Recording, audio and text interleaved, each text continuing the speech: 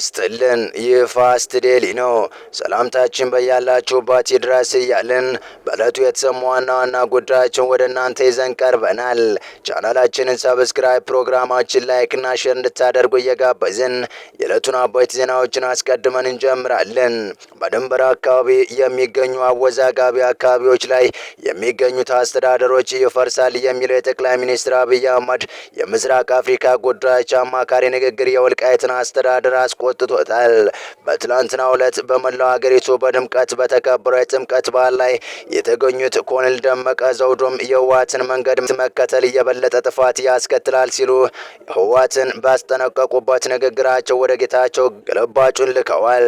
የወልቃይት አስተዳደር ይፈርሳል የሚለው የጌታቸው ንግግር የሚቃረነው የኮሎኔል ወልቃይት በራሳቸው ልጆች ነጻነቷን አግኝታለች፣ አሁንም ማስጠብቃ ትሄዳለች የሚለው ንግግር የወልቃይት አስተዳደር እንደማይፈርስና ህወሓትም ዳግም ጭቆናን እንዳያስበው የተላለፈ ነው የሚልን እንደምታ ሰጥቶታል።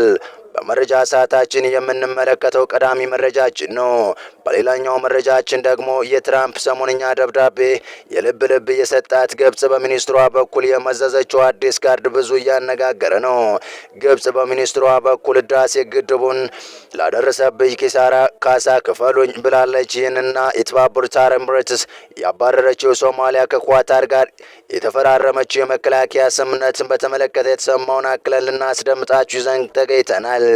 በዝርዝር እንመለከታችኋለን። እስከ ፍጻሜው አብራችሁን ቆዩ። የጥምቀት በዓል በወልቃይት ዞን በተከዜ ወንዝ ዳርቻ ተከብሯል። በዚህ ክብረ በዓል ላይ ኮሎኔል ደመቀ ዘውዱ ተገኝተው ንግግር ያደረጉ ሲሆን ማሳሰቢያና ማስጠንቀቂያ አዘል መልእክታቸውን አስተላልፈዋል። ኮሎኔሉ በተገኙበት የበዓሉ ስነ ስርዓት ላይ የህወሓትን መንገድ መከተል የበለጠ ጥፋት ያስከትላል ያሉ ሲሆን ይህም ከሰሞኑ የወልቃይት አስተዳደር ይፈርሳል ላሉ ለጠቅላይ ሚኒስትሩ የምስራቅ አፍሪካ ጉዳዮች አማካሪ አቶ ጌታቸው ረዳ ነው እየተባለ ይገኛል። የፌዴራል መንግስት በትግራይና በአማራ ክልል በሚነሱ ግጭቶች በተከሰቱ አካባቢዎች የአካባቢውን አስተዳደሮች ለማፍረስ ዝግጁ እያደረገ መሆኑን የጠቅላይ ሚኒስትሩ የምስራቅ አፍሪካ አማካሪ አቶ ጌታቸው ረዳ ተናግረው ነበር። አቶ ጌታቸው ሪፖርተር እንግሊዘኛ እንደተናገሩት የፌዴራል መንግስት በአከራካሪ አካባቢዎች የሚገኙ አካባቢ አስተዳደሮችን ለማፍረስ አቅዷል። ይህም ተፈናቃዮቹ እንዲመለሱ መንገድ ይጠርጋል። ሆኖም ግን ቅድመ ዝግጅቱን በአግባቡ ተግባራዊ ለማድረግ ትብብር ቁልፍ ነገር መሆኑን አጉልተው ገልጸዋል። ከዚህ በፊት በዚሁ ጉዳይ ዙሪያ የወልቃይት አስተዳደርና ኮሎኔል ደመቀ ዘውዱ ባወጡት መግለጫ የአቶ ጌታቸው ሀሳብ የተሳሳተ ነው፣ አስተዳደሩ አይፈርስም፣ ለማፍረስ የሞከሩና የጠየቀም የለም፣ ያ በፍጹም አይደረግም ሲሉ መግለጻቸው ይታወሳል።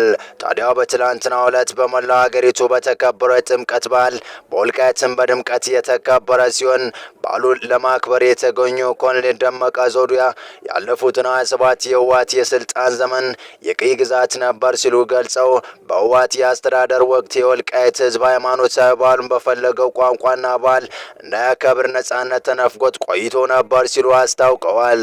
አንድ በመሆናችንና በመተባበራችን ነጻነታችንን አወጀን፣ አማራዊ ማንነታችንን አስከብረን በምንፈልገው ቋንቋ አለባበስና ባህላዊ የአደባባይ በዓልን ለማክበር በቅተናል ሲሉም ገልጸዋል። የወልቃይት ጠገዴ ህዝብ አማራዊ ማንነቱን በህግ አግባብ ለማጽናት እየሰራ ነው ሲሉ ቀጥለው ዛሬም እንደ ትናንቱ አንድነታችንን አጠናክረን ልንቀጥል ይገባል ብለዋል። የወልቃይት ጠገዴ ህዝብ እውነቱን ይዞ እየታገለ ያለ ህዝብ በመሆኑ ፍትህ ወዳድ ኢትዮጵያውያን የዓለም ህዝብም እውነታውን እየተረዳ ለነጻነትና ለአማራዊ ማንነታችን ስንል የከፈልነውን የማይካድራ ጅምላ ጭፍጨፋ ያውቃሉ ብለዋል። በዚህም በቅርቡ በኢትዮጵያ አሜሪካ አምባሳደር ሃርቪን ማሲንጋ በቦታው በመገኘት ያደረጉት ውይይት ማሳያ ነው ብለዋል። የአማራና የትግራይ ህዝብ በኢትዮጵያ ታሪክ ክፉንም ደጉንም አብሮ ያሳለፈ ወንድማማች ህዝብ ነው ብለዋል። በአብሮነት ለመኖር ከኛ ወንድማማቾች ጋር በመነጋገርና በመወያየት እንጂ የህወሓትን መንገድ መከተል የበለጠ ጥፋት ያመጣል ሲሉ ገልጸው የወልቃይት ጠገዴ ህዝብ ጎንደር አማራነቴን አትቀሙኝ አለ እንጂ ከትግራይ ህዝብ ጋር አብረን አንኖርም አላለም ሲሉ ተናግረዋል። ጥምቀትን በተከዜ ወንዝ ዳርቻ ማክበራችንን እንቀጥላለን።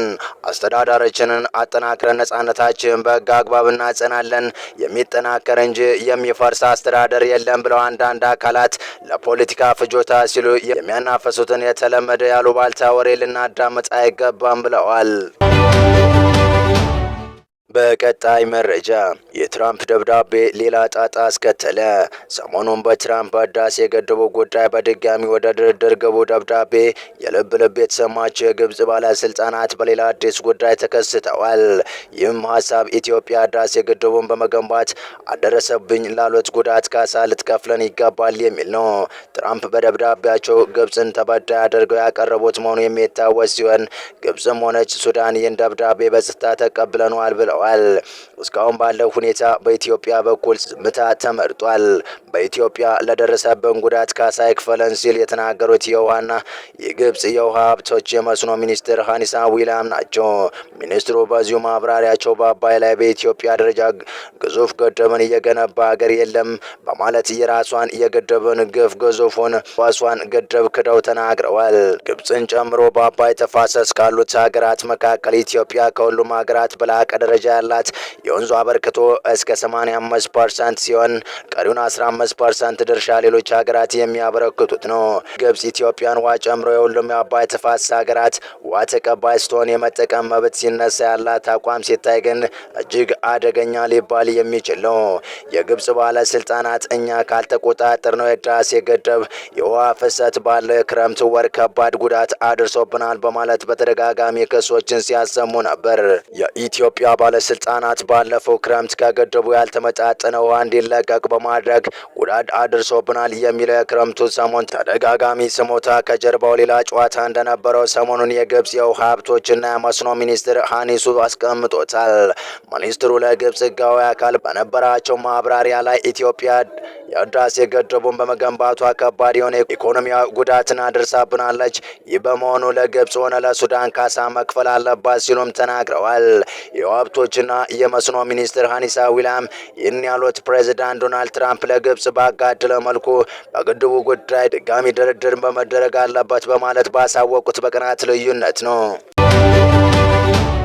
በመጨረሻም ሶማሊያ ከተባበሩት አረብ ኤሚሬትስ ጋር ያላትን የጸጥታ ትብብር ካቋረጠች ከአንድ ሳምንት በኋላ ከኳታር ጋር የመከላከያ ስምምነት ተፈራረመች።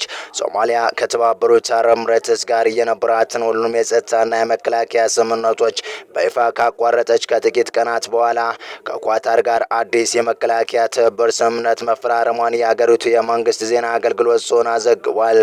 ስምምነቱ በዶሃ የተፈረመው በሶማሊያ መከላከያ ሚኒስትር አህመድ ሙአሊም ፊቂና በኳታር ምክትል ጠቅላይ ሚኒስትርና የመከላከያ ጉዳዮች ሚኒስትር ዴታ ሼክ ሳውዲ ቢን አብዱልራህማን ቢን ሐሰን አልታኒ አማካኝነት መሆኑ ዘገባው አመላክቷል። የመከላከያ ትብብር ማዕቀፍ ትኩረት የሚያደርገው በወታደራዊ ስልጠና፣ በልምድ ልውውጥ፣ በመከላከያ አቅም ግንባታና በተናጠል የጸጥታ ትብብር ላይ ሲሆን ዋና ዓላማውን ቀጠናዊ ሰላምና መረጋጋት መደገፍ እንደሆነም ተገልጿል። የሁለቱ ሀገራት ባለስልጣናት ስምምነቱ በሶማሊያና በኳታር መካከል ያለውን ስትራቴጂካዊ ግንኙነት የሚያጠናክርና ለረጅም ጊዜ መከላከያ ትብብር ያለውን ቁርጠኝነት የሚያሳይ ነው ብለዋል። ይህ ስምምነት የተፈረመው የሶማሊያ ሚኒስትሮች ምክር ቤት ከተባበሩት አረብ ኤሚሬትስ ጋር የነበሩትን ሁሉንም የሁለትዮሽ የጸጥታና የመከላከያ ስምምነቶችና መግባቢያዎች ማቋረጡን ካስታወቀ ከጥቂት ጊዜ በኋላ ነው።